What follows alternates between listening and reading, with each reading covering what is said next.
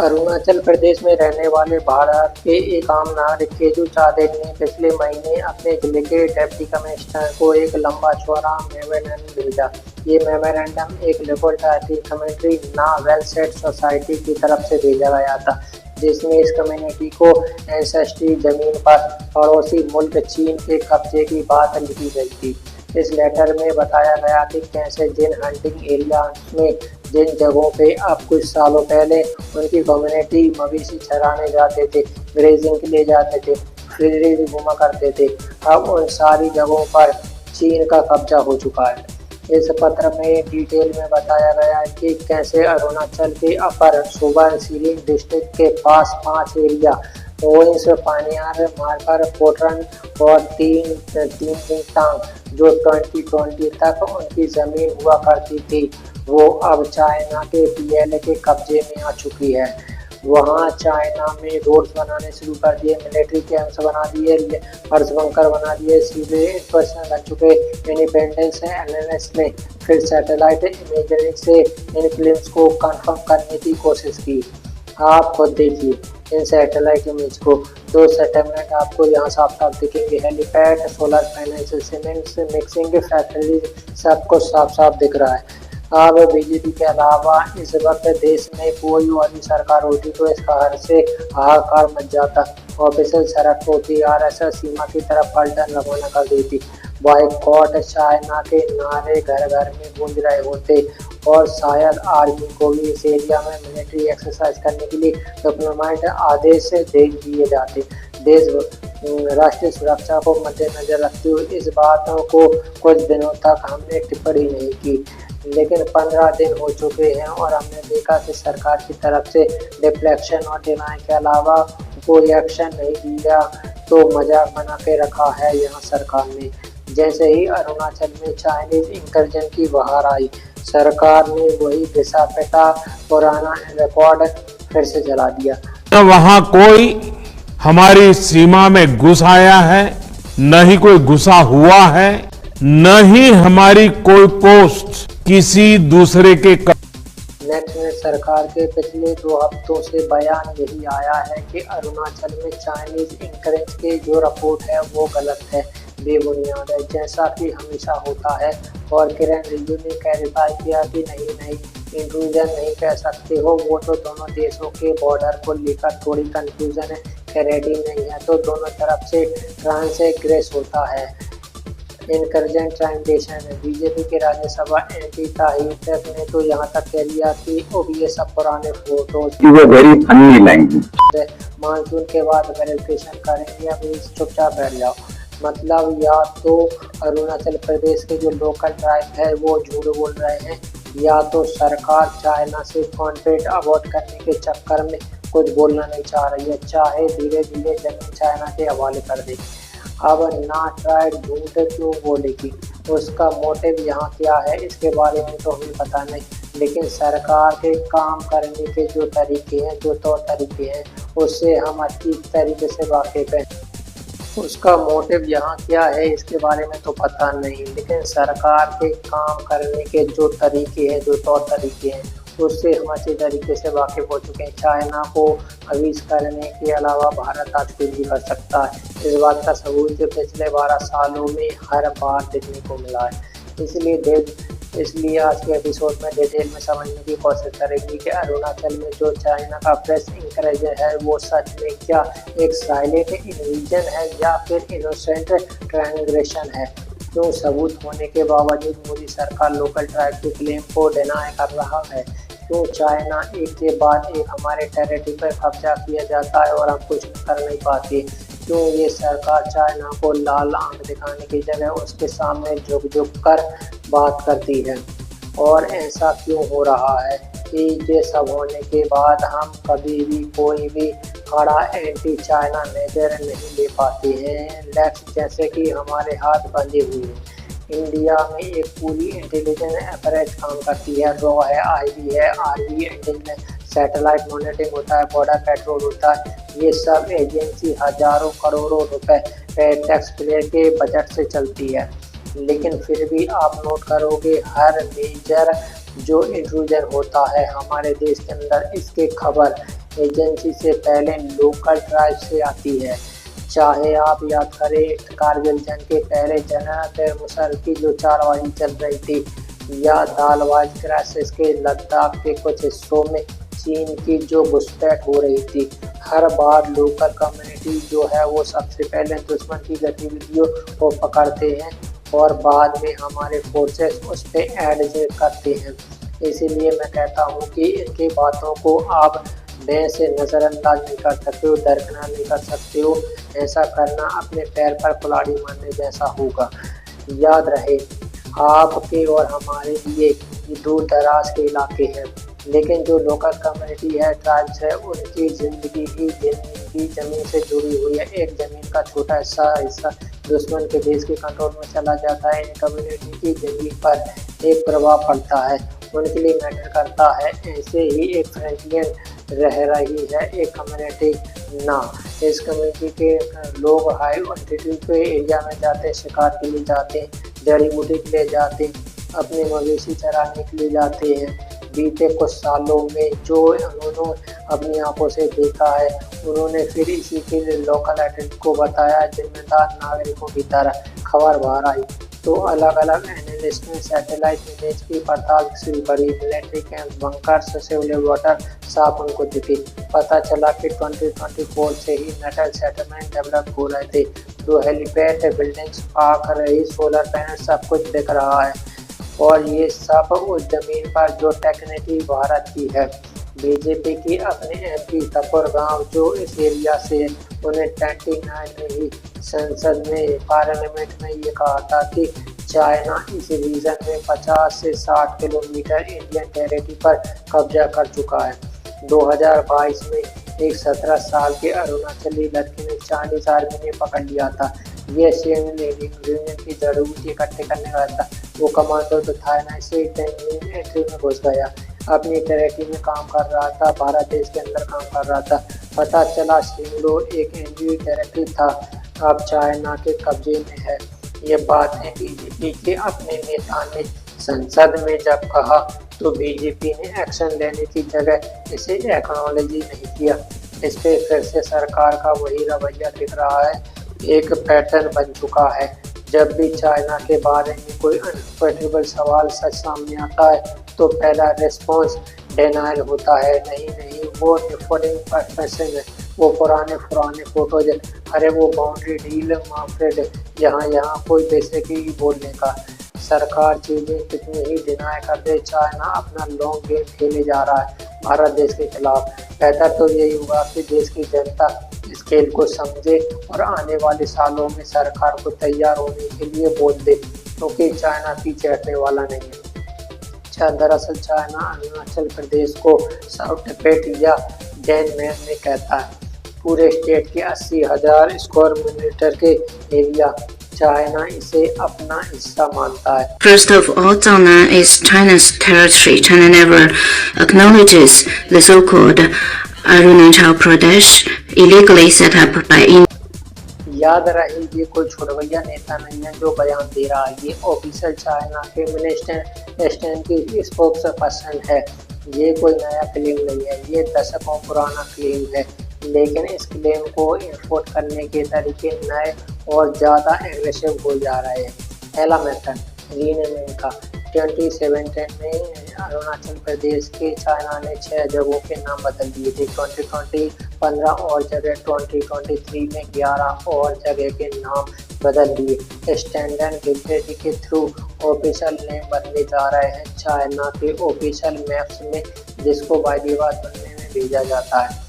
एक जगह इंडिया पवम कहता है, चाइना उसे अपना नाम दे देता है। इसे कार्टोग्राफी एग्रेशन कहते हैं, यानी कि मैप्स के जरिए अपना एग्रेशन दिखाना, अपना कब्जा दिखाना। दूसरा मैसेज विजिलेट 2017 में रीजन में अनुसार किया था कि सरहद पर भारी तादाद पर गांव बसाएंगे। 2018 से 2022 के बीच में 600 से ज़्यादा गांव बसाए गए।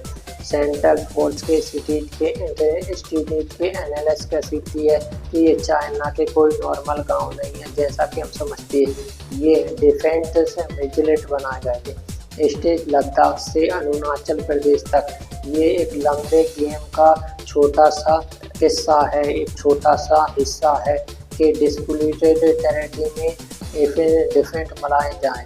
इसका मकसद विलेजर दिखने में सिविलियन होते हैं लेकिन ये ड्यूलिस्ट होते हैं, दिखने में सिविलियन, इस्तेमाल में मिलिट्री, यानी कि रोड से कनेक्टेड होते हैं, हेलीपैड्स के साथ आते हैं, बाकायदा सप्लाई चेन इसमें रहता है। हिंदी में बोले तो कभी अब सैनिक आने की ज़रूरत हो तो यही मॉडल पॉइंट बन जाते हैं, सारा सप्लाई यहीं से निकलता है। तीसरा मेथड, इंफ्रास्ट्रक्चर 37 एयरपोर्ट और हेलीपैड डिवाइड चाइना 27 से अपग्रेड होने शुरू हो गए। इंडिया के बॉर्डर के आसपास किया जा रहा है।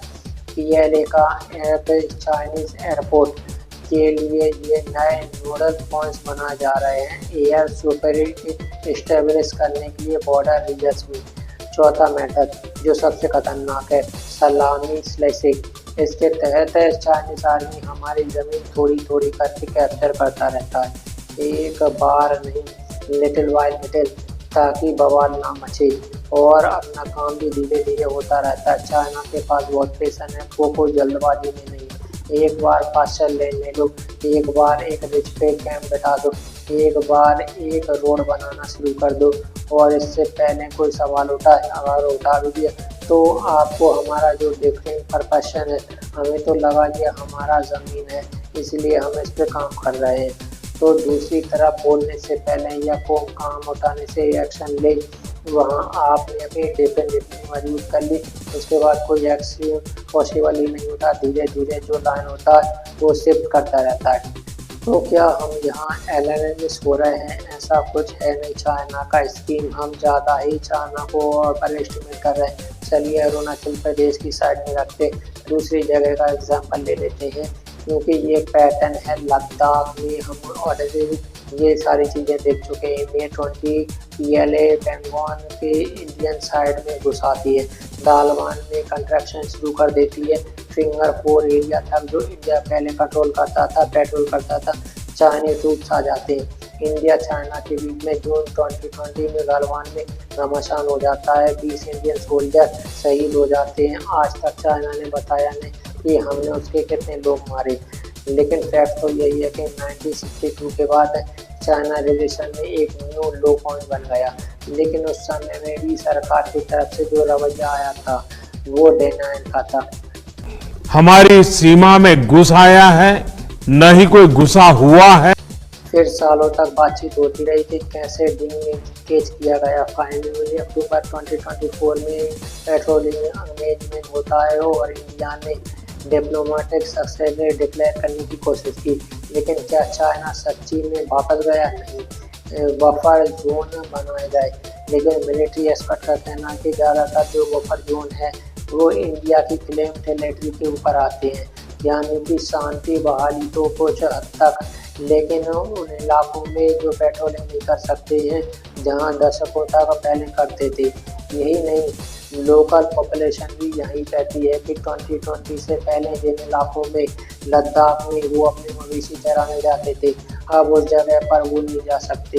लेकिन इतना सब होने के बावजूद भी अगस्त 2025 में प्रधानमंत्री मोदी चाइना गए। ट्रम्प से बार बार धमकी खाने के बाद हमने चाइना की तरफ से रुख किया।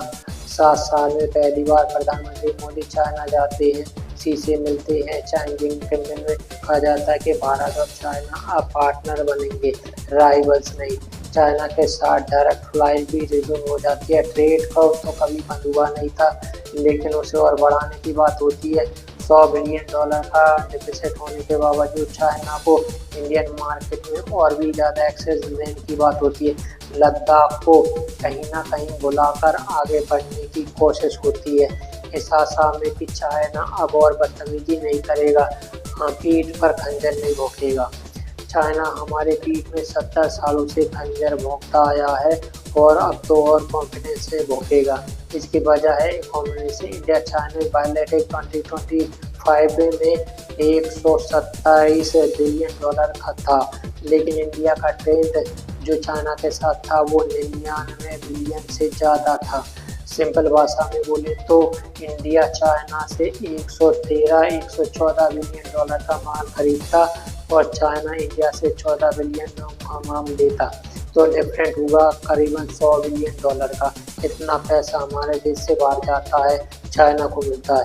और ये वही चाइना है जिससे पाकिस्तान को मिलिट्री एड दिया, F-35 दिए, NDM का मिसाइल दिए, सैटेलाइट दिए, इंफॉर्मेशन दिया कि इंडिया के खिलाफ ऑपरेशन सिंदूर में पाकिस्तान ने इस्तेमाल किया।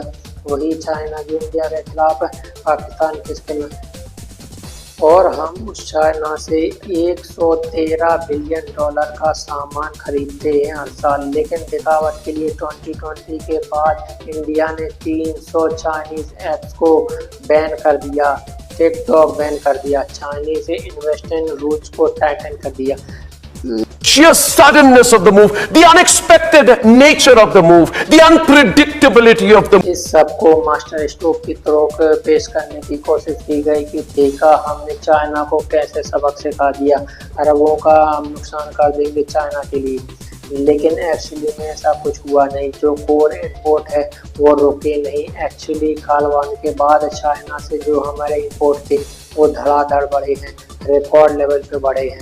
तो सवाल ये है कि आखिर क्यों एक ऐसे देश के साथ ट्रेड बढ़ा जा रहे हैं जो हमें नीचा दिखाने का एक मौका, एक अवसर नहीं छोड़ता है। कल फिर से पीठ दिखा दी तो खंजर फिर से भोंक देगा। अरुणाचल के लोगों के साथ चाइना क्या करता है ये छुपा नहीं है किसी से। अगर आप ये जानते नहीं हैं तो जान लो कि अरुणाचल के लोगों के इंडियन पासपोर्ट भी चाइना रिकॉग्नाइज नहीं करता है। चाइनीज वीज़ा अरुणाचल के रेजिडेंट को नहीं मिलता है क्योंकि चाइना कहता है ये तो हमारी टेरिटरी, हम वीज़ा कैसे दे सकते हैं। एक इंडियन सिटीजन अपने ही देश के एक राज्य से इंडियन पासपोर्ट लेकर चाइना नहीं जा सकता है। पिछले साल ही अरुणाचली महिला जो चाइना से ट्रांजेक्ट कर रही थी, जा भी नहीं रही थी, उसे शंघाई एयरपोर्ट पे पकड़कर 18 घंटे तक अरेस्ट किया गया। जब सवाल पूछा गया आपने ऐसा क्यों किया, तो उन्होंने कहा अरुणाचल की ज़मीन को तो हम मानते ही नहीं, वहाँ के पासपोर्ट को वहाँ से इशू हो वो हम कैसे मान सकते हैं। इस तरीके से चाइना हमें जलील करता आया है। भारत और चीन के जब भी कोई कॉन्फ्लिक्ट होता है तो एक बात सामने जरूर आती है, वो है different perception LAC line of control. उसको लेकर दोनों देश के बीच जो समझ है वो अलग है। इंडिया और चाइना के बीच में बनी इस लाइन ऑफ कंट्रोल दोनों देशों के लिए डी फैक्टो बॉर्डर तो है, लेकिन एक्चुअलिटी में ये लाइन कहाँ पर पड़ती है इस पर कोई कंसेंसस नहीं है। 1962 के वॉर के बाद जब चाइना ने रिलेटिव फाइल्स अनाउंस किया तो LAC मोर उस समय जो ट्रूथ स्थिर थे उसी पोजीशन को LAC मान लिया गया। अब इंडिया के अकॉर्डिंग ये लाइन मैप्स में कुछ पॉइंट्स है, अब मान सकते हैं कुछ बिंदु हैं जिन्हें जोड़ने के कई तरीके हो सकते हैं। यही नहीं, दोनों देशों के LAC की लंबाई में भी 1-2 नहीं बल्कि 1300-1400 किलोमीटर का ज़्यादा का फ़र्क है। ये परसेप्शन पर में फ़र्क है, तो इतना गलत कैसे कोई हो सकता है। एक मैप में 1300-1400 किलोमीटर का फ़र्क हो। इसीलिए इस डिफरेंट परसेप्शन की वजह से ये क्लैशेस होते आए हैं। तो ये बात तो क्लियर होगा कि इंडिया चाइना के बाउंड्री डिस्प्यूट आज से नहीं है, बहुत पहले से है। 1962 से इंडिपेंडेंस ने ब्रिटिश राज के समय से है। अगर उसको समझना है तो STU और बाउंड्री पे इतने पुराने इशूज़ कहाँ से आते हैं। मतलब 150-200 साल पुराना ये मामला है। इस बॉर्डर की कहानी बहुत कुछ आता है। जॉनसन लाइन आता है, treaty of Thailand, Shimla agreement आता है, ट्रीटी ऑफ कनाडा, मिडनाइन आता है और पता नहीं हुआ कि कुछ आता है। एपिसोड आराम से देख लेना। ये गलती नेहरू की है। देश की आज़ादी के बाद इन प्रॉब्लम को सुलझा लेना चाहिए था, लेकिन ये लॉजिक तो मोदी पे भी लागू होता है। प्रधानमंत्री नरेंद्र मोदी बन चुके हैं तो नेहरू की गलती को थोड़ा तो सुधार सकते थे। लेकिन फैक्ट तो यही है कि चाइना चाहती ही नहीं है कि लकीर बन जाए, चीज़ें लॉक हो जाए, क्योंकि अगर एग्रीमेंट हो जाएगा, लकीर खिंच जाएगी, चीज़ें डिसाइड हो जाएगी तो वो धीरे धीरे कुतर कर हमारे देश को खाएगा कैसे, ज़मीन पे कब्जा कैसे करेगा, सलामी स्लाइसिंग कैसे करेगा। और ये बात भी सच है कि चाहे नरेंद्र मोदी होते, चाहे कोई और प्रधानमंत्री होते, चीन वाले प्रॉब्लम का सामना किसी भी प्रधानमंत्री को करना होता। तो सवाल डिफरेंट ये है कि क्या कोई और प्रधानमंत्री सच्चाई को दबाने की, छुपाने की कोशिश करता या जनता को और ऑनेस्ट होते, क्योंकि यहाँ प्रधानमंत्री चीन का नाम तक लेने से डरते हैं। और उधर लेजर आपको देखोगे तो आप उनको समर्थन कर दिया, ऑन रिकॉर्ड लेकर बोल रहे हैं अपने से बनी इकोनॉमी के साथ झगड़ा कैसे कर सकता है। चाइना हमें लंबे समय से कैसे घेरने की अरुणाचल में छीनने की तैयारी कर रहा है। आप इस बात से अंदाजा लगा सकते हो कि दुनिया का सबसे बड़ा हाइड्रो प्रोजेक्ट 7,000 मेगावाट का मेडोन हाइड्रो पावर मिजन स्टेन अरुणाचल के बॉर्डर से सिर्फ 50 किलोमीटर दूर बना रहा है। ये डैम कितना बड़ा है आप सोचो, 3 गॉर्जियस डैम से 3 गुना ज़्यादा बड़ा होगा।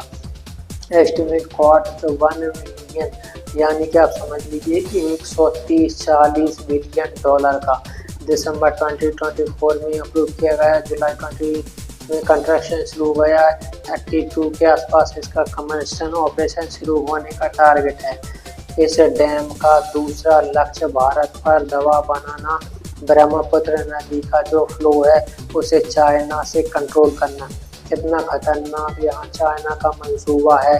हमने आपको इस एपिसोड में बताया कि क्या क्या प्लानिंग है और कितनी लंबी और दूर तक की प्लानिंग चाइना कर रहा है। और इसी हफ्ते चाइनीज रिसर्च ने भी माना, जिसके हमने जिक्र किया था कि ये डैम एक्टिव फॉल्ट लाइन पर है और अगर यहाँ पर अर्थ कोई आता है तो इस एरिया में तो तबाही मच सकती है।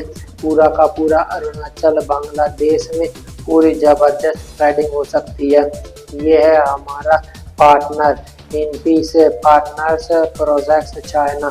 ये है चाइना की असली सच्चाई और चाइना की हुकूमत को मालूम है, उनको यकीन है कि भारत कोई भी एग्रेसिव स्टैंड नहीं लेगा चाइना के खिलाफ। इंडिया की बॉर्डर चाइना के साथ 3,500 किलोमीटर लंबी है, जो मोस्टली पोर्टमेंटेड मार्केट है, रेगड मार्केट है।